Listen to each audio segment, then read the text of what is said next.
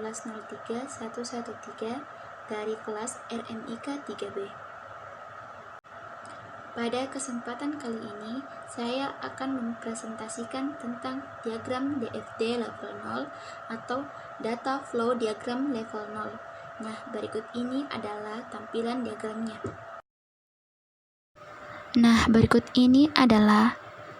Tampilan dari diagram DFD level 0 atau Data Flow Diagram level 0. Nah, pada diagram DFD level 0 Sistem Informasi Rekam Medis Rumah Sakit ini, saya menggunakan beberapa simbol, yaitu 1. Simbol proses yang berbentuk lingkaran, yang kedua simbol entitas utama, yang ketiga simbol data store atau simbol data penyimpanan, yang keempat ada arus data. Nah, pada sistem informasi rumah sakit ada 4 proses yang terjadi. Yang pertama itu proses pendaftaran, proses pendataan, proses administrasi, dan proses pelaporan. Nah, yang pertama itu ada proses pendaftaran. Nah, pada proses pendaftaran sendiri dilakukan oleh petugas bagian rekam medis, lebih tepatnya bagian penerimaan pasien. Nah, di proses pendaftaran ini terjadi penginputan data berupa TPP rawat jalan. Nah, di TPP rawat jalan sendiri terjadi penginputan berupa nomor rekam medis, nama lengkap, jenis pembayaran, dan poliklinik tujuan. Nah, pada entitas TPP rawat inap terjadi penginputan data berupa nomor rekam medis, nama lengkap, jenis pembayaran, dan kamar inap tujuan. Nah, pada entitas TPP rawat darurat terjadi lagi yang namanya penginputan nomor rekam medis, nama lengkap, dan jenis pembayaran.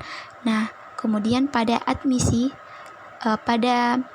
entitas admisi terjadi penginputan berupa nomor rekam medis, nama lengkap, jenis pembayaran, kelas BPJS, dan pemesanan kamar.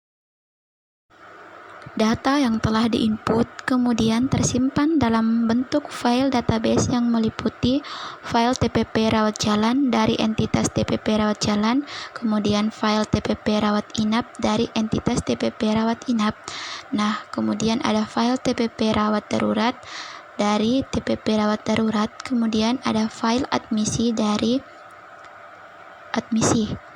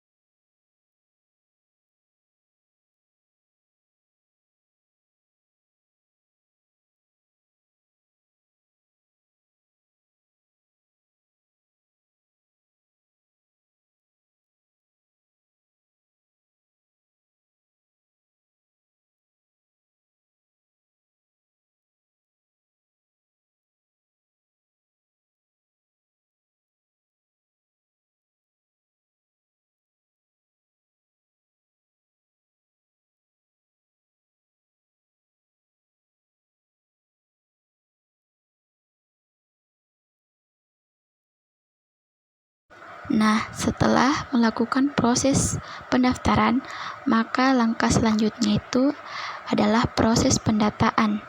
Nah, di proses pendataan sendiri itu terjadi penginputan data berupa 1. Data ruangan. Nah, di data ruangan itu terjadi petugas login ke sistem, petugas mengirim ke sistem, ruangan apa saja yang dapat digunakan pasien. Kemudian ada data dokter.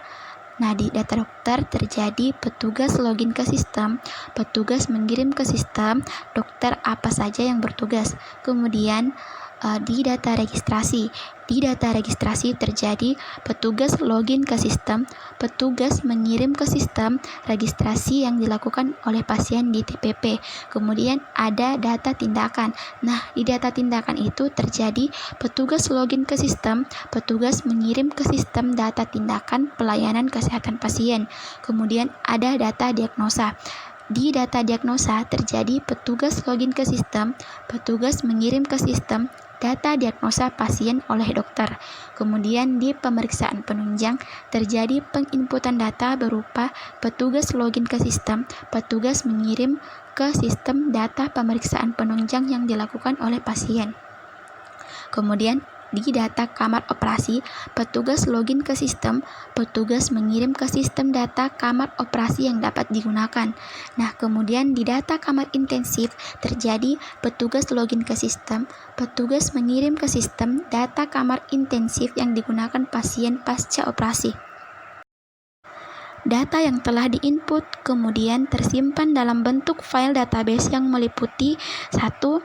File ruangan dari data ruangan, yang kedua, file dokter dari data dokter, yang ketiga, file registrasi dari data registrasi, yang keempat, file tindakan dari data tindakan, kemudian file diagnosa dari data diagnosa, kemudian file pemeriksaan penunjang dari pemeriksaan penunjang, kemudian file kamar pasien dari data kamar operasi, kemudian file kamar intensif dari data kamar intensif.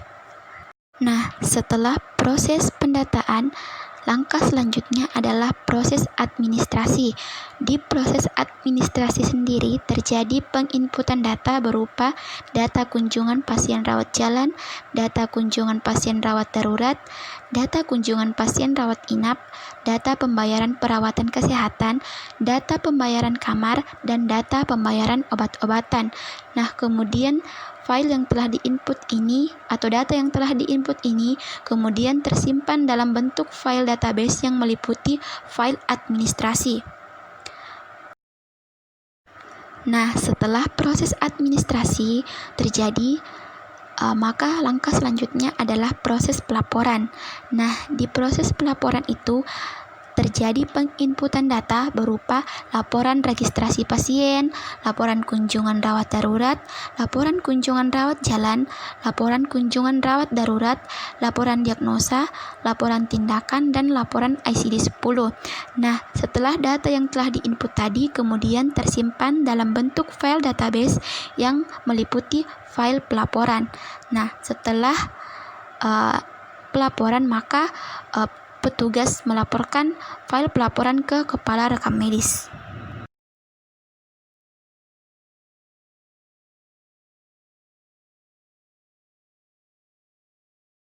Nah, mungkin cukup sekian presentasi yang dapat saya sampaikan. Mohon maaf apabila masih ada kekurangan. Wassalamualaikum warahmatullahi wabarakatuh.